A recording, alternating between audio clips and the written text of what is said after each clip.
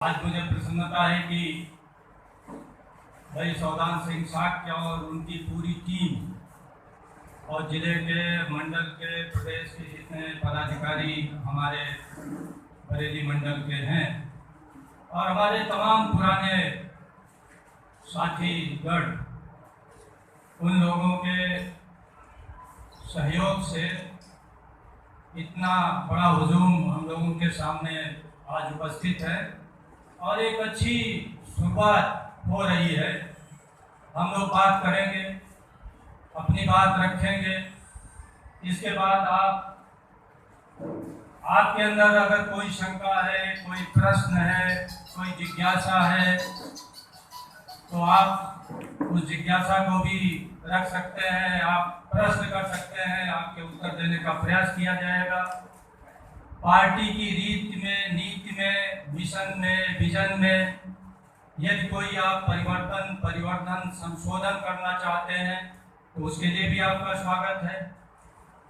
और निश्चित रूप से आज आप जब पूरी बात सुनेंगे तो आप निश्चित रूप से मुतमईन होंगे, आश्वस्त होंगे और आपको ये यकीन हो जाएगा कि हमको सम्यक पार्टी के साथ चलना है और इसी में हमारा भविष्य है, हमारे आने वाली पीढ़ियों का भविष्य है। अभी भाई रामपाल शास्त्री जी ने बड़े विस्तार से आपको पार्टी के बारे में बताया, उसका परिचय दिया। मैं विस्तार से आपको इसके बारे में चर्चा करूंगा। मैं पहले इसलिए बोल रहा हूं कि जब एक बात जो कहनी है, यहाँ जो संदेश आपके बीच जाना है, वह संदेश स्पष्ट होना चाहिए। उसके बाद बाकी हमारे कुछ पदाधिकारी नए हैं, शायद आज पहली बार वो पार्टी के बारे में सुन रहे हैं या पहले पार्टी के बारे में किताब के माध्यम से पढ़ भी चुके हैं। पार्टी की एक पुस्तक यहाँ मंच पर रखी हुई है, मैं आप लोगों को उपलब्ध करा दूंगा। और पार्टी हमारी अभी शुरुआती दौर में है, बहुत गरीब पार्टी है। बड़े मुश्किल से हम लोग धन जुटा करके पार्टी की गतिविधियों को चला रहे हैं और उसी मुश्किलात में ये पुस्तक भी छपी है। तो पुस्तक ले जा करके कृपा करके आप भी पढ़िएगा, अपने साथियों को, दोस्तों को पढ़ाइएगा।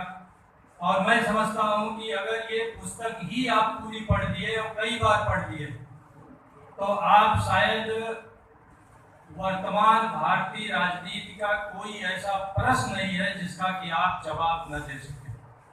कोई ऐसा प्रश्न नहीं। ये टेक्स्ट बुक के रूप में लिखी गई है, तो इसको ध्यानपूर्वक पढ़िएगा, इस पर विचार करिएगा, मनन करिएगा, चिंतन करिएगा। और निश्चित रूप से अब मैं तो आपके परिवार का हूँ, आपके घर का हूँ। मैं एक ढंग से, मेरा एक घर बरेली भी हो गया है, तो हम तो आपके बीच के हैं।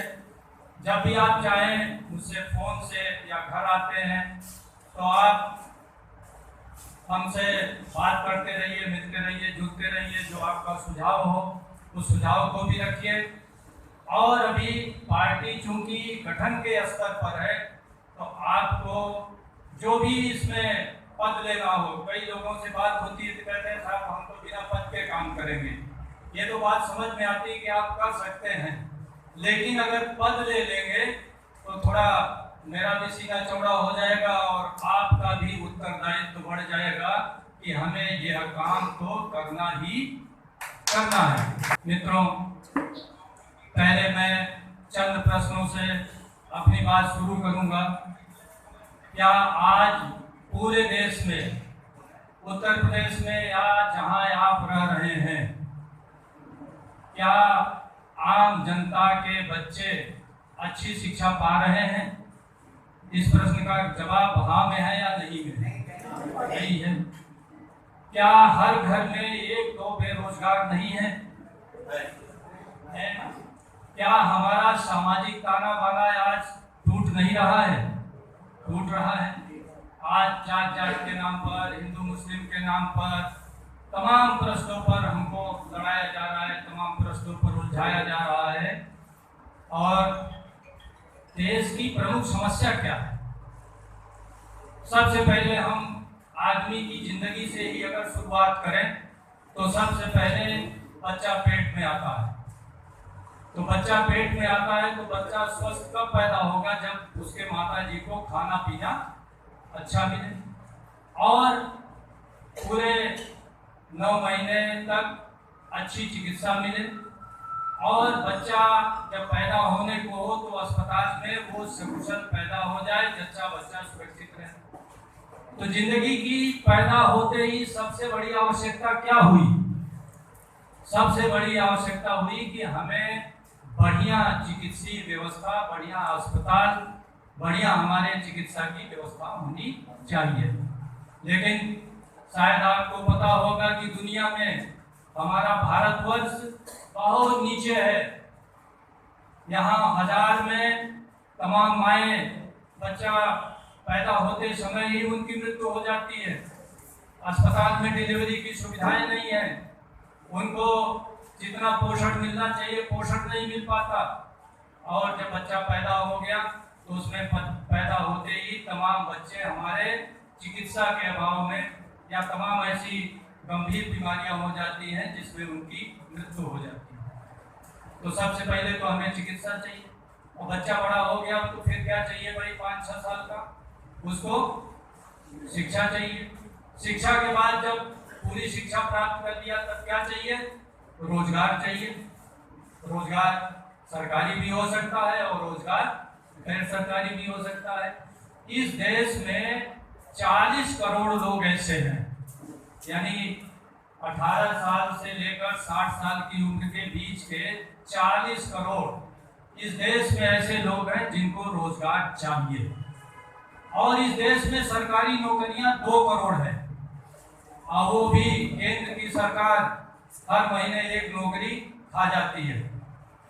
हर महीने एक नौकरी खा जाती है, कोई न कोई कंपनी बेच दे रही है, किसी न किसी का प्राइवेटाइजेशन हो रहा है, कहीं तेल कंपनियों का हो रहा है, कहीं रेलवे का हो रहा है, कहीं हवाई जहाज का हो रहा है, कहीं हमारे लोहा बनाने वाली कंपनियों का हो रहा है।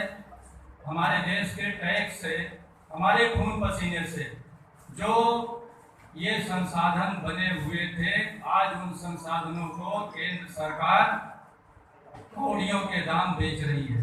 तो अब सरकारी नौकरियां अगर 2 करोड़ थी तो कितनी हो जाएंगी? मुश्किल से 1 करोड़ पूरे देश में, यानी केंद्र सरकार और प्रदेश सरकार की मिलाकर। तो बाकी 39 करोड़ को तो रोजगार चाहिए, लेकिन उनको सरकारी नौकरी मिलने की संभावना नहीं है। तो जब 39 करोड़ लोगों को रोजगार चाहिए तो सरकार की क्या जिम्मेदारी है कि हमारे बच्चों को अच्छी शिक्षा मिल जाए, ज्ञान की, टेक्नोलॉजी की, ITI ज्यादा खुले, पॉलिटेक्निक ज्यादा खुले, इंजीनियरिंग ज्यादा खुले, मेडिकल कॉलेज ज्यादा खुले, पैरामेडिकल कॉलेजेस खुले, कृषि के क्षेत्र में निवेश आए, कृषि के क्षेत्र में पशुपालन है, बकरी पालन है, मुर्गी पालन है, मधुमक्खी पालन है, फ्लोरिकल्चर है, तमाम तरह के इन रोजगार के सृजन के लिए ज्ञान जरूरी है। और ज्ञान कैसे आएगा? ज्ञान और टेक्नोलॉजी कैसे आएगा? ज्ञान और टेक्नोलॉजी शिक्षा के माध्यम से आएगा। और शिक्षा को आप 100 में कई नंबर देंगे? हमारे देश की शिक्षा को 100 में कितने नंबर देंगे?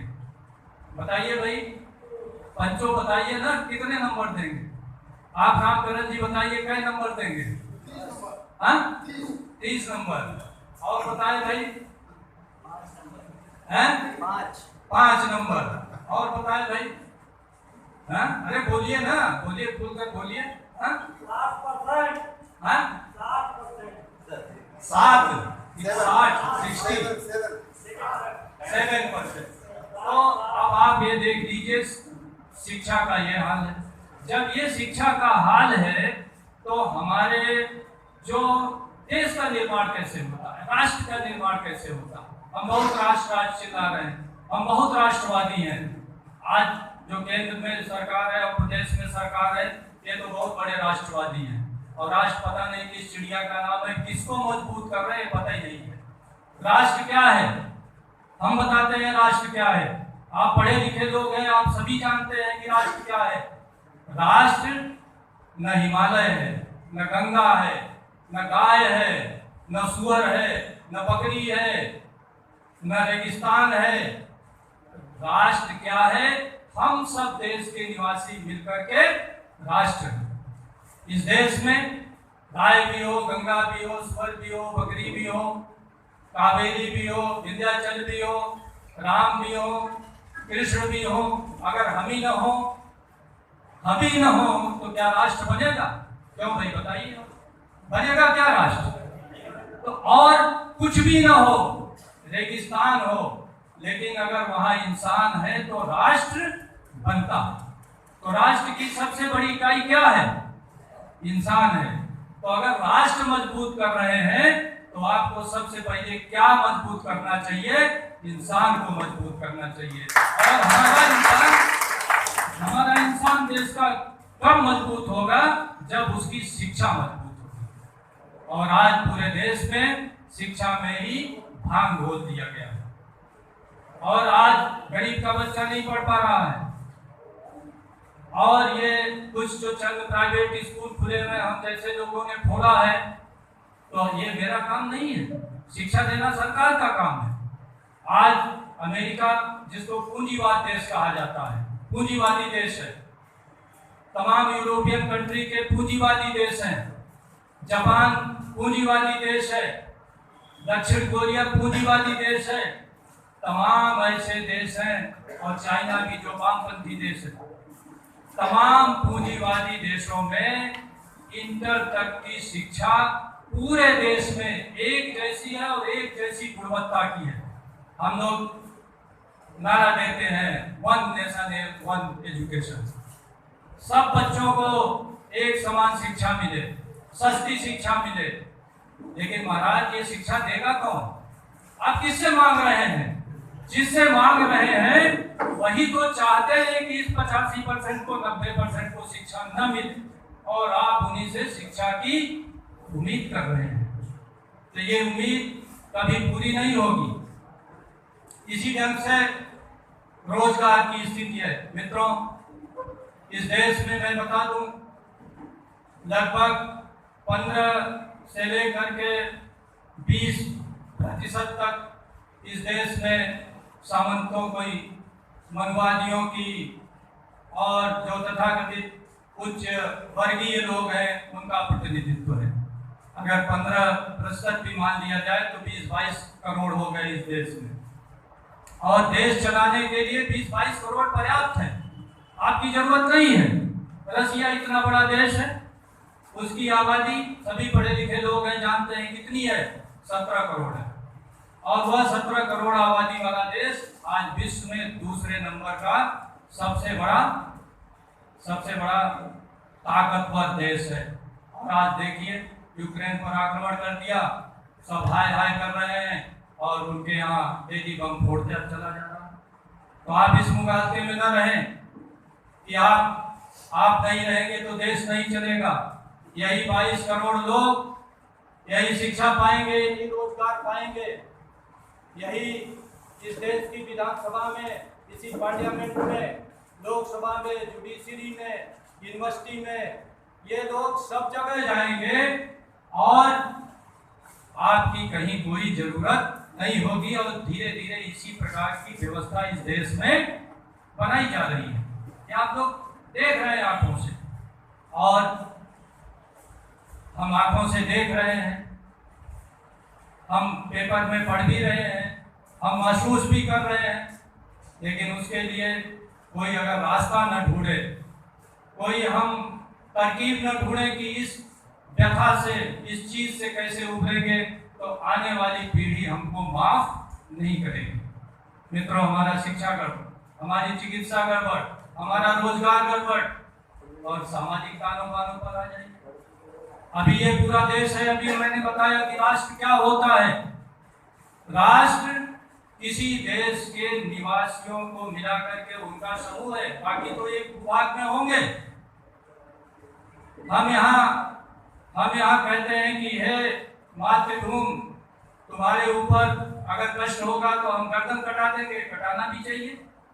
अगर कोई विदेशी आक्रमण हो रहा है तो हमें सबको गर्दन कटाना भी चाहिए और अब लोग गर्दन कटाते भी आ रहे हैं। कितने लोगों की गर्दनें कट गई, लेकिन क्या डेली गर्दन कटाने की जरूरत है भाई? डेली राष्ट्र प्रेमी बनने के लिए क्या गर्दन कटाने की जरूरत है? क्या मंच से पाकिस्तान को गाली देने की जरूरत है?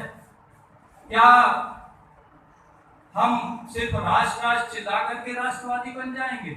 अगर हम राष्ट्रवादी बनेंगे तभी बनेंगे जब इस देश के निवासियों के कल्याण, उनके सुख, उनके समृद्धि, उनके शिक्षा, उनके चिकित्सा, उनके रोजगार और उनके सामाजिक संबंधों के ताने बाने को बेहतर और सुखमय बनाने का हम कार्य करेंगे, तब हम राष्ट्रवादी होंगे।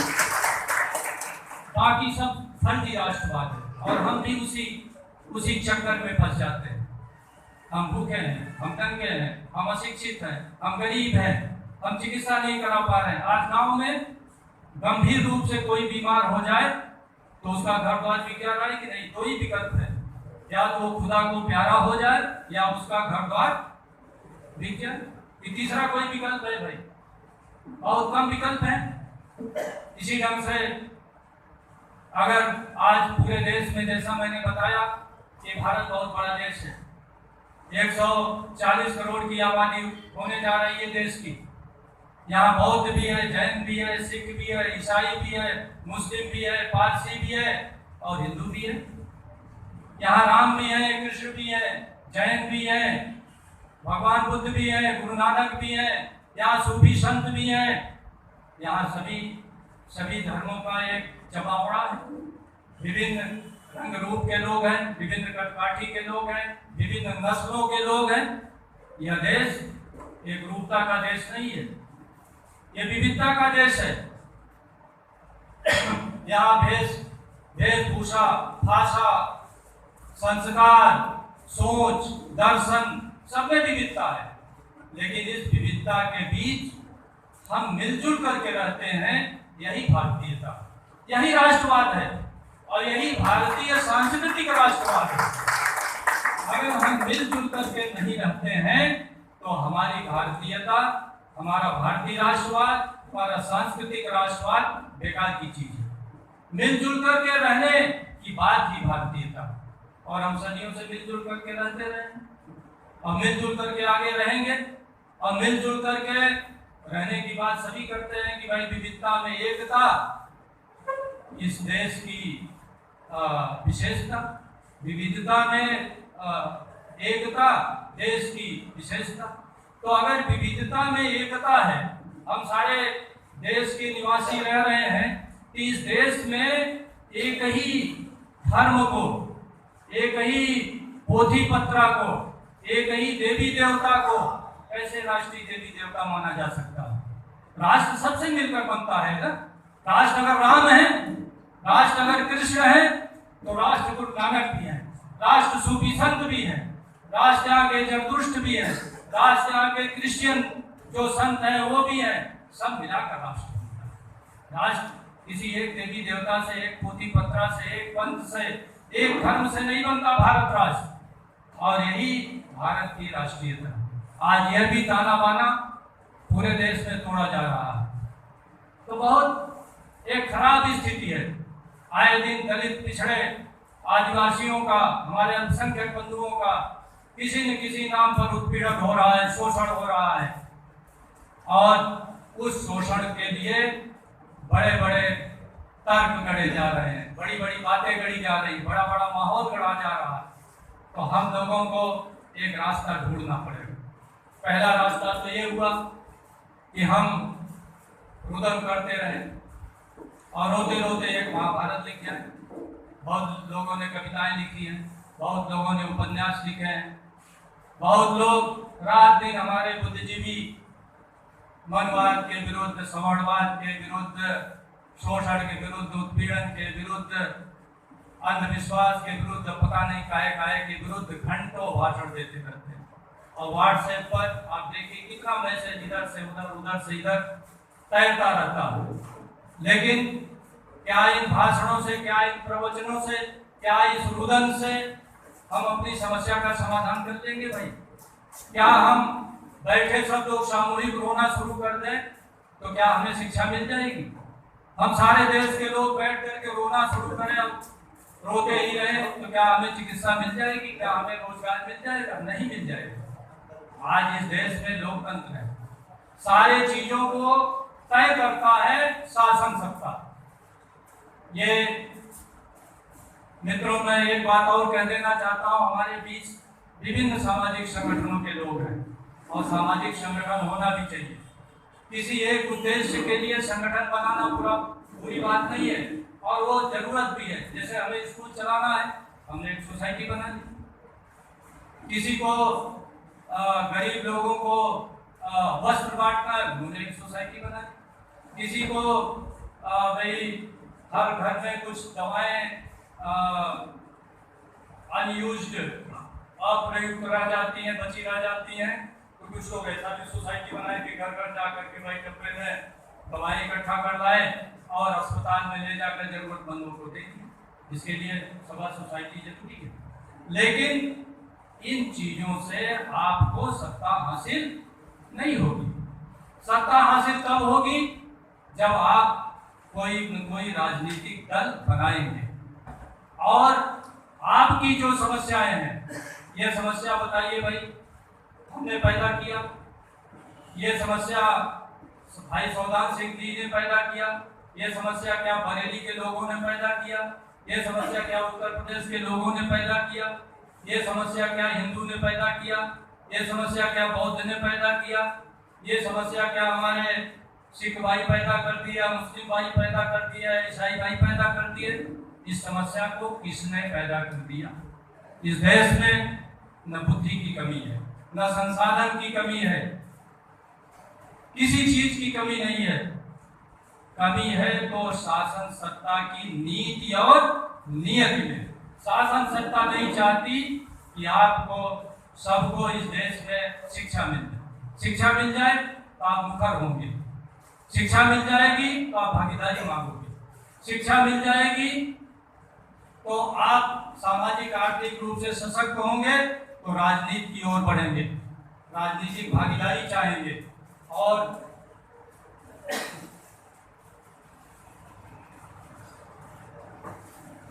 जो वर्तमान शासन सत्ता है वो आपको भागीदारी नहीं देना चाहता। और भागीदारी का सिर्फ अर्थ नहीं हुआ मित्रों, भागीदारी का यह अर्थ नहीं हुआ कि आप एमपी बन गए, एमएलए बन गए या कठपुतली टाइप के मंत्री भी बन गए। भागीदारी का अर्थ होता है कि आप सामूहिक रूप से हम लोग मिल करके इस देश का तंत्र चलाएं। जैसा मैंने अभी कहा कि ये जो सारी समस्याएं हैं, इन सारी समस्याओं की जड़ सत्ता है। क्योंकि हमारे लोग की कभी कभी गाँव में भी चर्चा होती है कि अरे साहब जो लड़का पढ़ना चाहेगा पढ़ लेगा। एक आध उदाहरण भी प्रस्तुत कर देते हैं कि फलाने का लड़का पढ़ने में बहुत तेज था, देखो कैसे कैसे कष्ट सह करके वो आज अमेरिका में बहुत बड़ा वैज्ञानिक है। एक दो उदाहरण से तो पूरा देश नहीं चलेगा ना। आप तमाम ऐसे क्षेत्र हैं, हमारे तमाम ऐसे विद्यालय हैं, गरीब लोग हैं जहाँ पढ़ाई नहीं हो रही है, तो वहाँ बच्चा कैसे पढ़ेगा भाई, कैसे पढ़ेगा? और हम अरबों खरबों फूके चले जा रहे हैं। आज आपको पता है उत्तर प्रदेश सरकार का बजट कितने का है? किसी को पता है? उत्तर प्रदेश सरकार का बजट 6.5 लाख करोड़ का है। कितने का है? हाँ, याद रहना चाहिए आप लोगों को। और केंद्र सरकार का बजट कितना है? केंद्र सरकार का कितना बजट है भाई? 30 लाख करोड़ का बजट है। कितने का? 30 लाख करोड़ का। और गांव वाला समझाता है कि भाई अरे सब मिल करके एक स्कूल खोल। कहाँ से स्कूल खोल देंगे भाई? 1 लाख करोड़ शिक्षा पर उत्तर प्रदेश सरकार खर्च कर रही है। कहाँ से हम लोग 1 लाख करोड़ खर्च कर लेंगे भाई? कहाँ से हम लोग अपनी निजी शिक्षा की, निजी चिकित्सा की व्यवस्था कर लेंगे? और जब तक पढ़ाई नहीं होगी तब तक बेरोजगारी भी इस देश की दूर नहीं होगी। बातें और तमाम है। बैंकों की दशा सुधारनी पड़ेगी, हमें सस्ते में ऋण मिल जाए, हमें उद्योग धंधे का हुनर सिखाया जाए। ये शिक्षा के माध्यम से आएगा और पैसा मिल जाए तो हमारे तमाम लड़के रोजगार में जाने लगे और पढ़ाई लिखाई से एक बेहतर मानव संसाधन बनता है। लेकिन वो नहीं बन पा रहा। और हम तमाम सामाजिक संगठन इसी में लगे रहते हैं कि अरे साहब आदमी ठान ले तो हो जाए। अरे भाई ठान लेने से कैसे हो जाएगा? तमाम हम लोगों के बीच प्रतिभाएं हैं, बहुत बड़ी बड़ी प्रतिभाएं हैं, लेकिन शिक्षा के अभाव में वो बच्चे पढ़ नहीं पाए। जब पढ़ ही नहीं पाए, प्राइमरी नहीं पास हुए तो जूनियर में कैसे जाएंगे, फिर इंटर में कैसे जाएंगे, फिर आगे कैसे जाएंगे? बहुत बड़े बड़े दिमाग वाले हैं, बहुत अच्छा आईक्यू है बच्चे का, लेकिन नहीं पढ़ पा रहे हैं। तो देश में सबके शिक्षा की, सबके चिकित्सा की, सबके रोजगार की और एक बेहतर ताना बाना बने, इसके लिए जरूरी है कि हम शोषित समाज के लोग, हम 90% लोग, हम 85% लोग, हम दलित पिछड़े अल्पसंख्यक आदिवासी समाज के लोग आगे आए और इस देश की सत्ता को हथियाएं और सत्ता चलाकर जैसी शिक्षा चाहें, जैसी चिकित्सा चाहें, जैसा रोजगार चाहें, जैसा सामाजिक ताना बाना चाहें, वैसा ताना बाना बने। ये आपको खुद आगे आना पड़ेगा।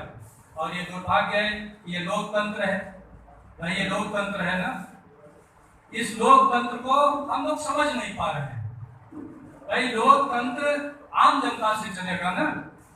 लोकतंत्र में अब राजा के पेट से तो रानी के पेट से तो कोई राजा पैदा नहीं होगा, अब राजघराने में तो कोई राजकुमार पैदा नहीं होगा।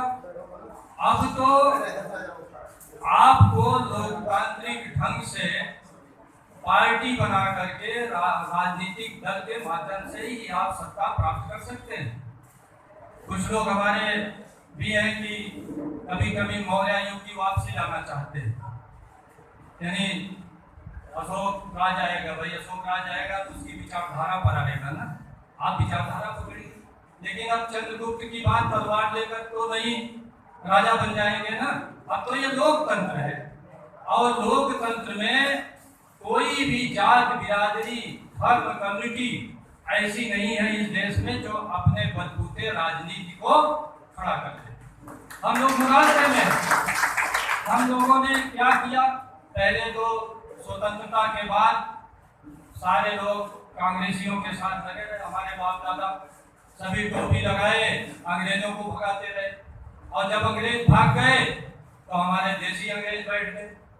और उस समय आपको शायद पता होगा कि 47 से 52 तक सारे गवर्नर, सारे वाइस चांसलर, सारे प्रोफेसर, सारे टीचर, सारे आईएएस, सारे आईपीएस मनमाने ढंग से सरकार ने नियुक्त कर दिया। कोई प्रोसीजर नहीं, कोई प्रक्रिया नहीं, खाली मैदान था, सबको उन्होंने नियुक्त कर दिया।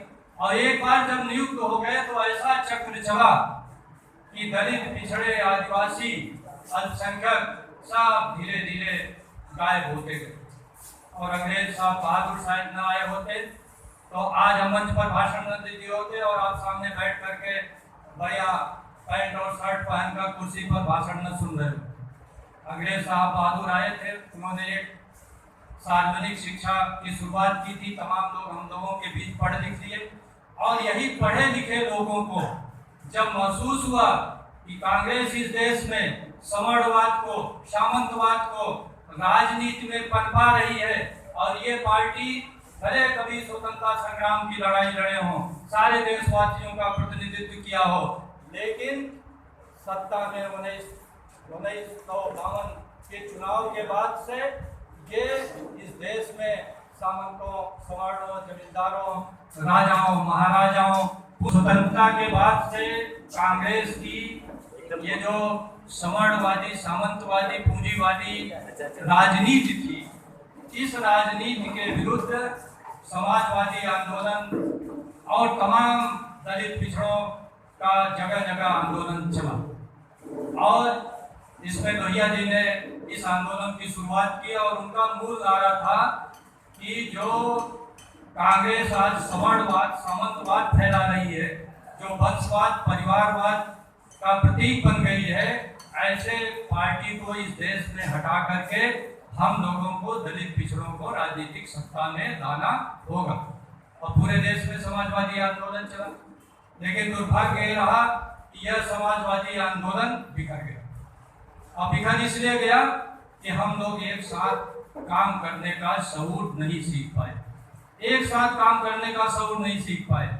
ये दलित पिछड़े अल्पसंख्यक और आदिवासी समाज में सबसे बड़ी कमी है कि हम किसी को किसी से कम नहीं समझते।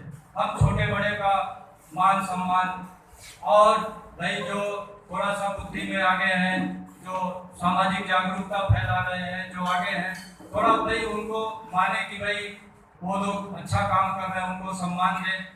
और उनका भी दायित्व है कि अपने नीचे वालों को कायदे से लेकर चले। एक जो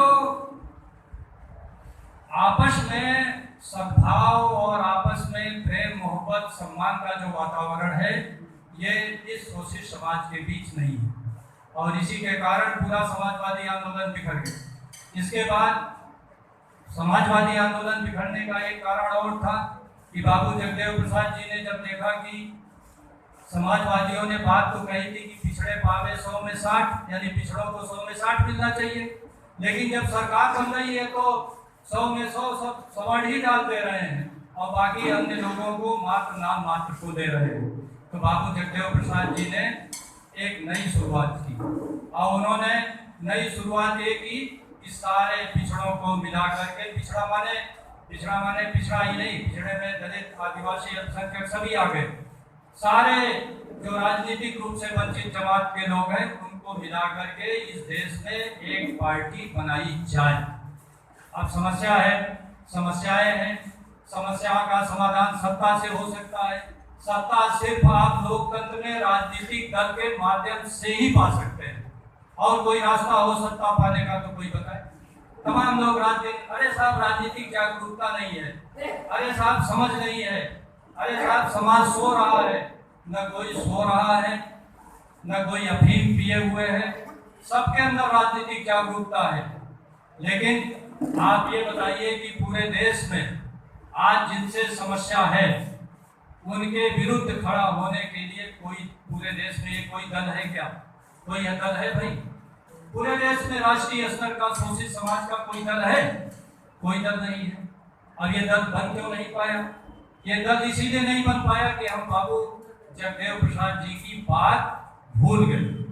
बाबू जगदेव प्रसाद ने कहा था कि अगर हम लोग इस देश में दल बनाना चाहते हैं तो हमें लोकतांत्रिक पार्टी बनानी पड़ेगी। कैसी पार्टी बनानी पड़ेगी? लोकतांत्रिक पार्टी बनानी पड़ेगी।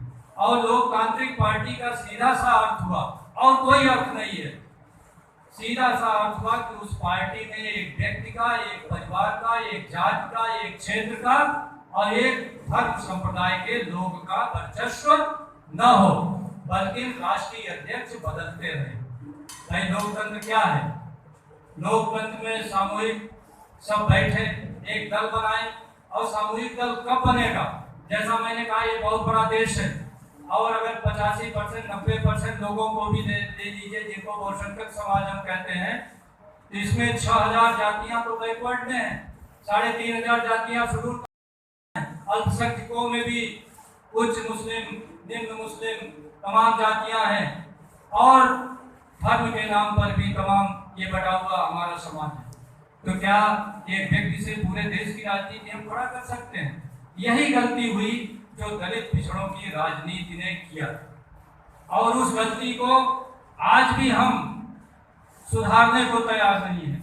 मेरा ये कहना है कि कहीं न कहीं इसकी शुरुआत करिए, आप उसकी बात शुरू करिए, और हम लोगों के बीच से आज अगर आपको केंद्र की सत्ता प्राप्त करनी है तो क्या क्षेत्रीय दलों से आप केंद्र की सत्ता प्राप्त कर लेंगे? क्षेत्रीय दलों से आप थोड़ा शांति, आप क्षेत्रीय दलों से केंद्र की सत्ता पर कभी नहीं पहुंच सकते। अगर आपको केंद्र की सत्ता पर पहुंचना है तो आपको राष्ट्रीय स्तर का दल बनाना पड़ेगा। और ये देश बहुत बड़ा है, विविधता का देश है, जैसा मैंने कहा, इस पर बहुत मैं बात रख चुका। ये देश एक व्यक्ति से नहीं चल सकता। इतना बड़ा क्रांतिकारी हो ये लोकतंत्र है। अब चाहे बाबा साहब उतर आए, चाहे गांधी जी उतर आए, चाहे बाबू जगदेव प्रसाद उतर आए, चाहे बाबा साहब उतर आए, कोई उतर आए, एक व्यक्ति के नेतृत्व में राजनीति नहीं खड़ी हो सकती। ये हम लोगों को समझना पड़ेगा। और न एक जाति के नेतृत्व में राजनीति खड़ी हो सकती है, न एक परिवार के, नेतृत्व में, और यही गलती हम दलित पिछड़े समाज के लोगों ने किया। और आज तक जो भी पार्टी बना ली है, जिन्होंने भी पार्टी बनाई, समाजवाद के नाम पर बनाई, बहुजनवाद के नाम पर बनाई, शोषित के नाम पर बनाई, पिछड़े के नाम पर बनाई, कोई कुर्मी समाज के नाम पर बनाया, कोई कुशवाहा समाज के नाम पर बनाया, कोई निषाद समाज के नाम पर बनाया, कोई धर्म के नाम पर बनाया। जिन लोगों ने भी पार्टी बनाई वो पार्टी में आजीवन राष्ट्रीय अध्यक्ष थे, और इसके बाद रामलाल रहे, फिर 5 साल बाद रामलाल रहे, फिर 5 साल बाद रामलाल रहे, फिर रामलाल स्वर्ग सिधार गए तो रामलाल का लड़का बिहारी लाल लग गया। तो ऐसे पार्टी चलेगी क्या भाई? रामलाल बिहारी लाल की पार्टी से ऐसे नहीं चलेगी। और असली ताकत इस देश में केंद्र में है।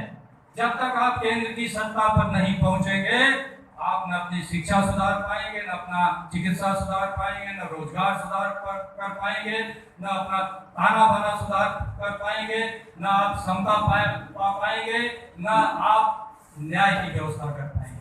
आज हमारे बुद्ध जी भी बड़ी बड़ी भाषण देते हैं। अरे साहब देखिए, उच्च न्यायालय में, सुप्रीम कोर्ट में दलित पिछड़े अल्पसंख्यक आदिवासी कहीं नहीं है, विश्वविद्यालयों में कहीं नहीं है। अरे नहीं है, क्या कर दोगे भाई? नहीं है, नहीं है तो नहीं है।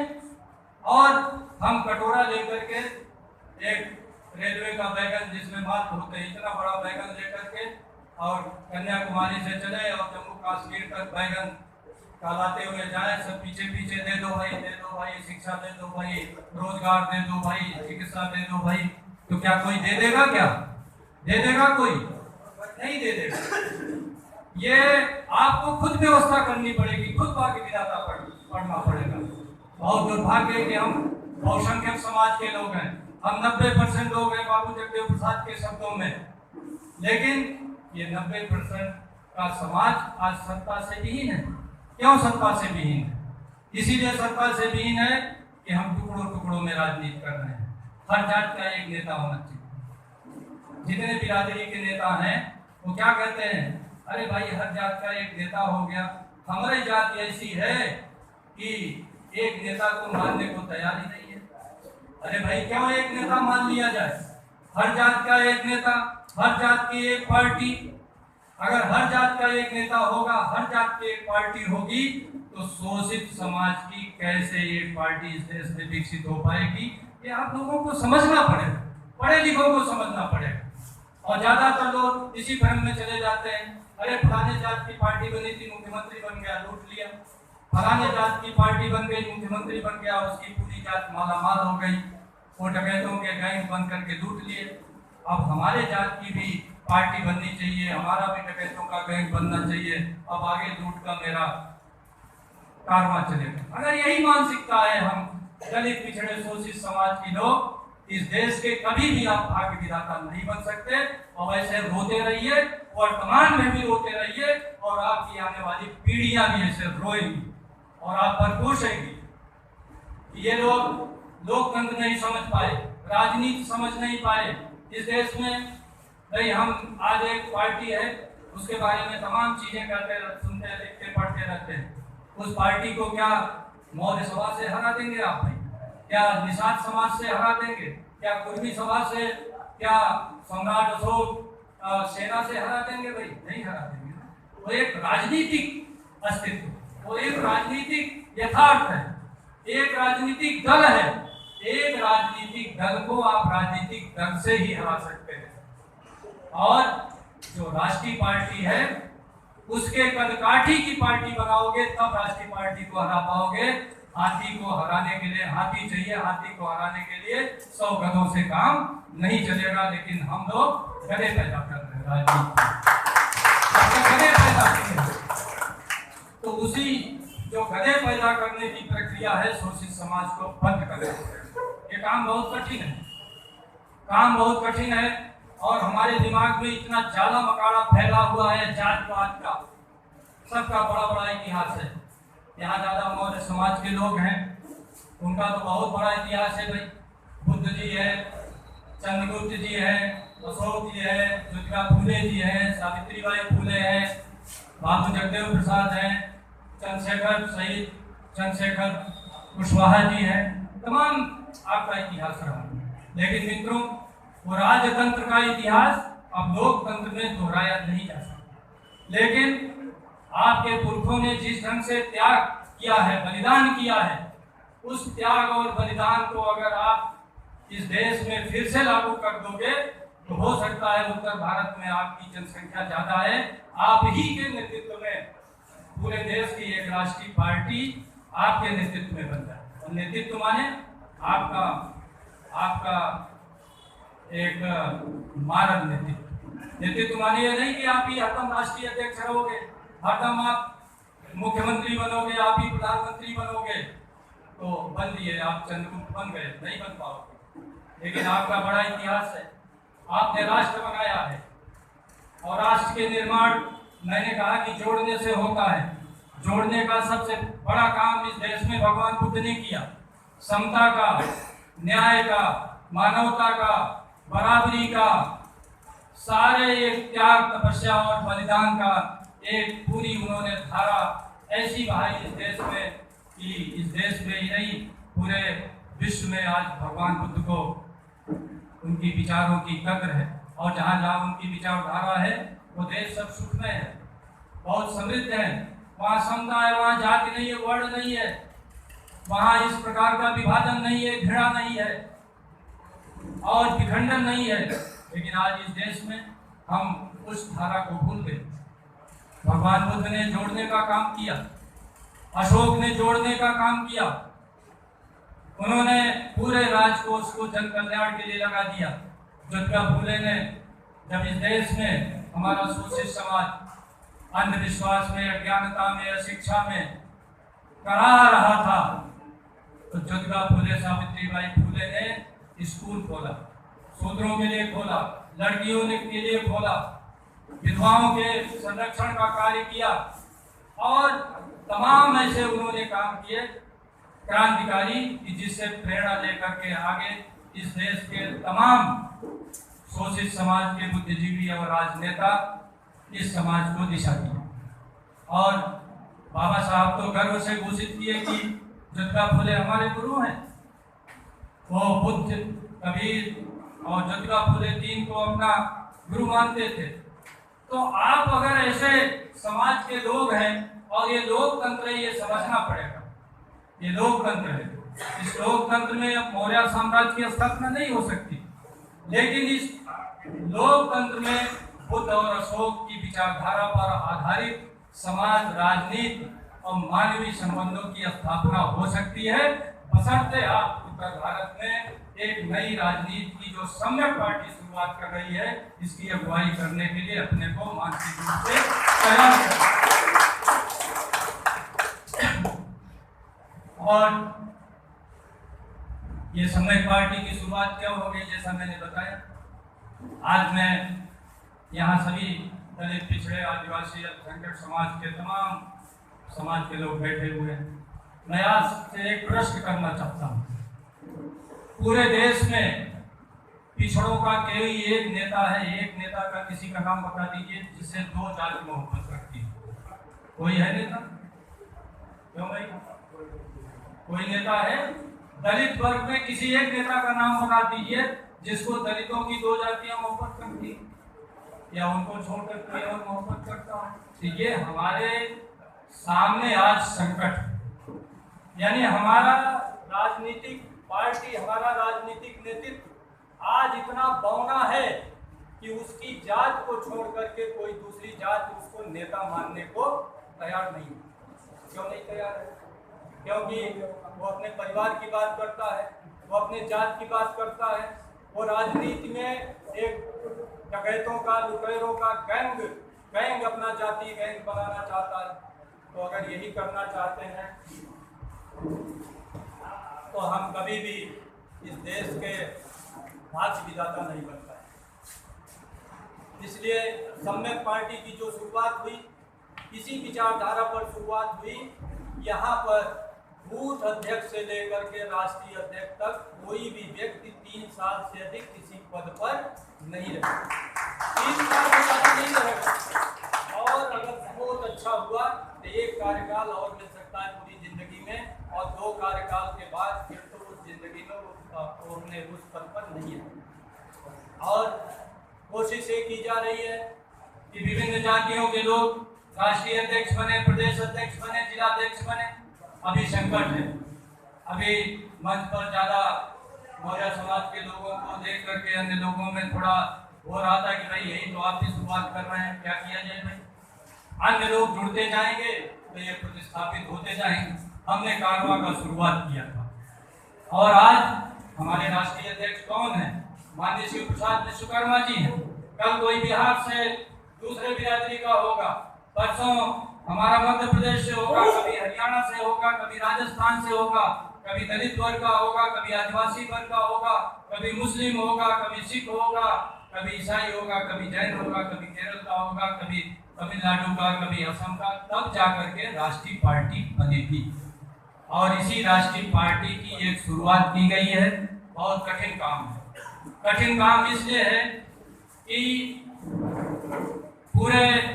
पूरे देश में अगर देखा जाए तो ज्यादातर हर जिले में हर जात बिरादरी के 8-10 परिवार डेवलप हो जाते हैं। अगर बहुत कम हुआ तो 4-5 परिवार डेवलप होते हैं और वही परिवार हरदम MP MLA और राजनीति में बनना चाहते हैं, MP MLA और राजनीति में रहना चाहते हैं। तो उनको जिस दल में जगह मिली, जहां मिली, दल ए में चले गए, देखे सत्ता में आ रहा है दल ए में, देखे दल ए का मामला खराब हो रहा है दल बी में चले गए, दल बी का देखे मामला खराब हो रहा है दल सी में चले गए। तो चौराहे पर वो हर जात बिरादरी के 4-5 परिवार हैं जो चौराहे पर खड़े रहते हैं और ताक लगाए रहते हैं कि किधर से सत्ता आने वाली है, उधरी जो है वो लग जाते हैं। तो ऐसे में तो पार्टी खड़ा करना बहुत कठिन काम है। कठिन काम तो है, लेकिन कहीं न कहीं शुरुआत करनी पड़ेगी। इसीलिए इस सम्यक पार्टी की शुरुआत हुई कि यह सच्चे अर्थों में 90% कर लीजिए, 85% कर लीजिए, बहुसंख्यक समाज कर लीजिए, शोषित समाज कर लीजिए, इस देश के दलित, पिछड़ा, आदिवासी, अल्पसंख्यक समाज कह लीजिए, इनकी सच्चे अर्थों में एक लोकतांत्रिक पार्टी बनेगी। और लोकतांत्रिक का यह अर्थ हुआ कि इसमें किसी एक व्यक्ति का, किसी एक जाति का, किसी एक परिवार का, किसी एक क्षेत्र का वर्चस्व नहीं हो। मित्रों, जैसा मैंने कहा, या तो रोइए, रोते रोते महाभारत लिख डालिए, महाकाव्य लिख डालिए, खंडकाव्य लिख डालिए, या तो उस रोने का, अपने भी रोने का समाधान करिए और जो आने वाली पीढ़ी है हमारी वो न रोए, उसकी पहले से व्यवस्था करिए। इसीलिए सम्यक पार्टी का निर्माण हुआ है। आप लोग जुड़िए। कठिन काम है, मैं जानता हूँ कठिन काम है, क्योंकि कोई आदमी लीग से हटकर काम नहीं करना चाहता, खतरा भी बहुत है। धारा के साथ काम करने में मजा आता है। मजा इसलिए आता है कि जो पार्टी सत्ता में है उसके साथ जुड़ जाइए तो मजे ही मजे हैं। कुछ नहीं मजे हैं तो आपको कोई छेड़ेगा नहीं, इतने मजा है भाई। कम से कम आपको सम्मान मिल जाएगा। थाने में चले जाएंगे बढ़िया कॉलर वॉलर ठीक करके, तो दरोगा जी आपकी बात सुन लेंगे, भले आपका काम न करें। SDM साहब के यहाँ चले जाएंगे, बस इतना ही है। और बाकी हुआ तो भाई जो आदमी ये गैंग है ना, समूह बने हुए हैं, तो जो मजबूत दल है, देखे भाई कि अगर कोई पड़ोसी से मेरा झगड़ा चल रहा है तो पड़ोसी बसपा में है तो हमें सपा में घुस जाना चाहिए। अगर पड़ोसी BJP में है तो हमें सपा में जाना चाहिए। पड़ोसी सपा में है तो हमें बसपा में घुस जाना चाहिए, हमें BJP में घुस जाना चाहिए। तो तमाम लोग तमाम तरह की इस प्रकार की एक बड़े छोटे मकसद की राजनीति करते हैं।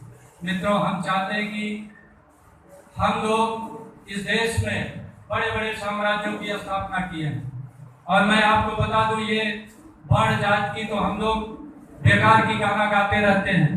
हम कई बार लिख भी चुके, लोगों को बता भी चुके कि भगवान बुद्ध के उदय से लेकर हर्षवर्धन तक, यानी 1400 साल तक इस देश में अगर पुष्यमित्र को छोड़ दिया जाए तो कोई भी सवर्ण जात का आदमी कभी सम्राट नहीं हो। सम्राट हम ही लोगों के बीच से हुए, लेकिन अब सम्राट बनने की प्रक्रिया बदल गई है। यह प्रक्रिया लोकतांत्रिक हो गई है और लोकतंत्र में एक व्यक्ति से, एक परिवार से, एक जाति से आप कभी भी सत्ता पर आसीन होकर अपना भाग्य निर्माण नहीं कर सकते। और मित्रों, हम लोगों को सत्ता में खुद आना पड़ेगा। और सत्ता में आने के लिए ये पार्टी बनाई गई है। धीरे धीरे शुरुआत होगी। हम नौजवानों से आग्रह करते हैं कि इसमें जुड़िए। थोड़ा खतरनाक काम है भाई, खतरा मोल लीजिए। हम तो ज़्यादा खतरा मोल ले रहे हैं। हमारे पास तो IAS की नौकरी थी, वो भी छोड़ दिया। फिर समाजवादी में कैबिनेट मंत्री था, वो भी छोड़ दिया। और एक हमारे जितनी टीम है उसके साथ हम लोग एक खतरनाक खेल खेल रहे हैं। वो खेल इसलिए रहे हैं कि हमारा वर्तमान भी सुधरे, आने वाली पीढ़ी भी सुधरे। और अगर ये खतरा मोल नहीं लेंगे, आप ये खतरा मोल नहीं लेंगे, तो आने वाले समय में फिर वही मनवाद, सामंतवाद, पूंजीवाद की चक्रण में हम फंस जाएंगे। हम तमाम ऐसे मनवादी दलों में अपने मंत्री को, अपने संतरी को, अपने विधायक को, अपने MP को देखकर खुश होते रहेंगे। और जब हमारा उत्पीड़न होगा तो सब ये गूंगे बहरे बने, हमारी कोई मदद नहीं करेंगे। आज आप बताइए, ये EWS का आरक्षण लागू हुआ, किसी दल ने विरोध किया क्या? दलित पिछड़ों के किसी दल ने विरोध किया क्या? आज सारी कंपनियां बिक रही है, कोई विरोध कर रहा है क्या? आज हमारे पूरे यूनिवर्सिटी में देखिए, जो भी भर्तियां हो रही है, सारे मनवादी विचारधारा के लोग, सामंती लोगों की भर्ती हो रही। कोई बोल रहा है क्या?